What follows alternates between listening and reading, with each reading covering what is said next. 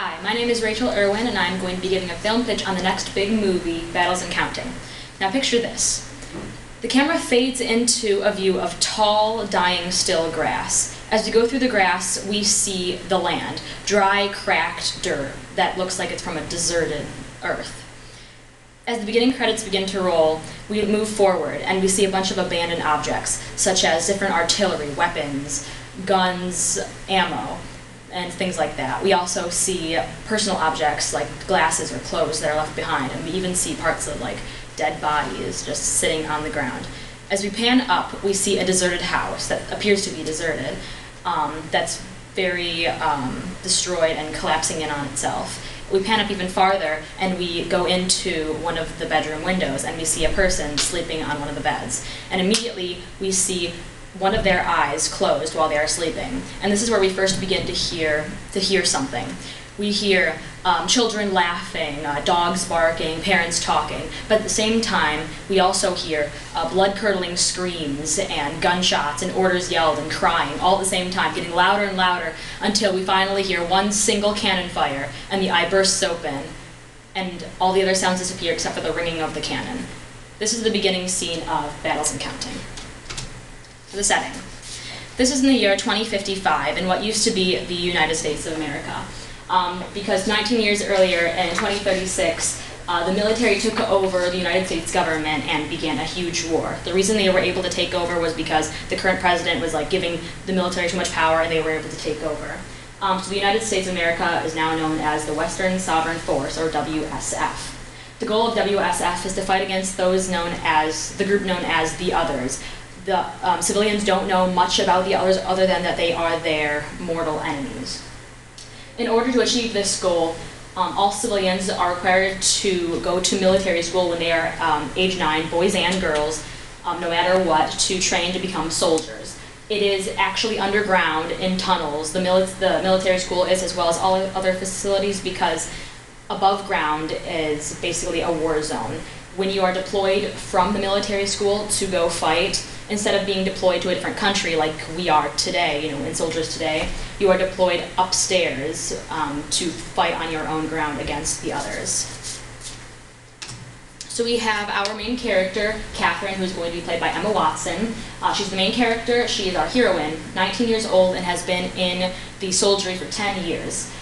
While she has been in the soldiery, she has gained characteristics such as being brave, independent, and strong, but also she has to hide the fact that she's also very creative, witty, and passionate. But she has not been able to hide the fact that she's very curious. She wants to know who are the Others and why are we fighting against them. She wants to know this because she has so little in her life that she feels like if she had some kind of explanation to motivate her to live on and fight on, that would be enough for her. But what's in her way is the fact that it is a given law that it is illegal to ask any questions or question the government about who the Others are. You're just basically supposed to train to fight them. She suffers from post-traumatic stress disorder, which causes many flashbacks. These flashbacks would be a part of the movie that we would see. The reason she has post-traumatic stress disorder is because she has been around violence all of her life. In these flashbacks, a young Catherine would be played by Elsie Fisher. She is known as the voice of Agnes in Despicable Me. But the reason I chose Emma Watson to play Catherine was because she's famous for playing very strong female characters, such as her in Harry Potter or Perks of Being a Wallflower. Many people love her work, and boys and girls, and I think people would be really interested in seeing her play a military figure. Next we have Jack, played by Tyler Blackburn. He is our male supporting character and romantic interest of Catherine. He's 20 years old, and he was a childhood friend of Catherine. They lived next door to each other, and they went to school together, the same soldiery. They trained together, and they also kind of had crushes on each other when they were young. He had the same curiosity as Catherine about the military and what their means were, except he was a little bit more frustrated, and he wanted to always rebel against the military government, and because he hated the lack of control that he had. What was in the way was, of course, the military government. When he was 16 years old, his platoon was deployed from the military academy, and he was brought up upstairs, and he never returned. So he was known as missing in action, and everybody assumed that he was dead because that happens a lot, and Catherine assumed that too. During the flashbacks, young Jack will be played by Hayden Byerly, who is in The Fosters on ABC Family. The reason I chose Tyler to play Jack was because he is the heartthrob of Pretty Little Liars and The New Ravenswood. He plays a lot of bad boy characters in those, so that would be the exact same role. I think he'd be a really good actor for the part, and I think people would be interested in seeing him on the big screen rather than just on television. Some minor characters. We have Sergeant Lewis, who is going to be played by Denzel Washington. He is Catherine's drill sergeant and is in flashbacks as well as real life, and he is known as a parental figure because Meredith, played by Sandra Bullock, who is Catherine's mother, was killed when she was 13 years old, and we will find out in the movie why she was killed. I chose both of these actors because they are very famous, well-known, very seasoned actors who have played similar roles to these characters. I think they do a great job, and I think the older audience would really appreciate seeing both of them in this movie.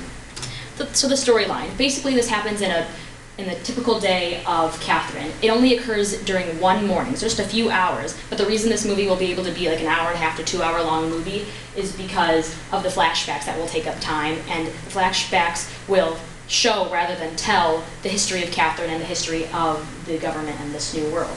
Basically what happens is one day when Catherine goes to school, her platoon is deployed and she's set out into this battlefield, this world, and because she suffers from these flashbacks, she's having an attack of flashbacks. She can't tell what's reality and what's not. So she's trying to fight, trying to stay alive, stick with her platoon, and she gets lost and she gets into the clutches of who she believes is a member of the others. And right before he's about to kill her, she realizes that it's Jack, and they realize that he's been missing in action for 5 years, and they found each other. And they are able to get somewhere safe, and he reveals that when he was deployed, he ran away from his platoon, got away, and has been traveling the world for 5 years trying to figure out what's been going on. The truth is revealed that the government has been lying. After the United States government was taken over by the military, all other countries followed this, and all of their governments were overthrown by their military leaders, and it became a complete world war. All countries were fighting against their enemies so much, and there was so much chaos that people began to get very paranoid. Like, who were their enemies and who were their allies? So there was just complete chaos and a complete world war, not just of superpowers, but of all countries. The others, there really aren't no others. It's not one group. Basically, the others are anybody who is not of your country. So that was just made up to keep people under control and keep people ignorant. There are no other military schools in the other countries other than the WSF. That's also to keep control and ignorance, and to also keep them strong. And they are no longer a superpower like they were when they were the United States of America. The story ends in a cliffhanger. The question is, does Jack kill Catherine out of love so she does not have to see the terrible world that they live in, or do they try to survive the world together? So some movie specifics. The main genre is a utopia dystopia, but it also has subgenres, such as an action military fiction, a thriller, a political film, or a romance. I would have the music be composed by Hans Zimmer. Hans Zimmer has composed music for movies such as Pirates of the Caribbean, Gladiator, Sherlock Holmes, Inception, and The Dark Knight. People really respect his work, and also after this movie is out, we would also be able to sell a soundtrack, which I think would bring in a lot of money. The rating for this movie would probably be rated R, so that we could have, so we would make the war and the violence realistic enough. But I don't think that by having it rated R would get rid of any of, we would still have a huge audience. I believe the age range of the viewers would be 17 to 60s. The boys would enjoy the action, violence, and suspense. The girls, the romance, and the independent female character played by Emma Watson. The adults would like the politics and the respected actors. And the servicemen and veterans would appreciate that this is a military fiction, the politics involved in it, and then everyone would appreciate the special effects, the famous actors, and the music. How is this unique? Well, basically, I know there are a lot of other dystopian utopias that you guys are probably looking at to make into a movie, but this one is like all others. Because war has been, we are surrounded by war, and we have been since the beginning of time. This is a topic that I believe people can actually be like, wow, this actually might happen. So that provokes the audience to think, well, what would we do if this happened? And it also brings up some issues that we have about war. The issue is that we have become desensitized towards war, and we are sometimes unaware of what is actually happening. So I think the sad, throbbing ending would show this, that we really don't realize how sad and how unfortunate, how serious war really is. And will it translate well? I believe this book will translate well into a movie if it sticks to the writing of like the original script of the book. It has been known that movies such as The Hunger Games, Harry Potter, and even Twilight, when the movies stick to the books, the audience seems to appreciate it more because a lot of the audience members have read the books and they're like, oh wow, this is just how I pictured it would be like. So I think that if we stuck to the script of my original writing, we would be able to have a great movie. So I would be welcome, I would love to be on set to help with this. Whoever you choose to mainly direct this, I would love to help. And I believe that, yeah, we can make this into a great movie. So thank you for your time, and I will be here for questions. Thank you.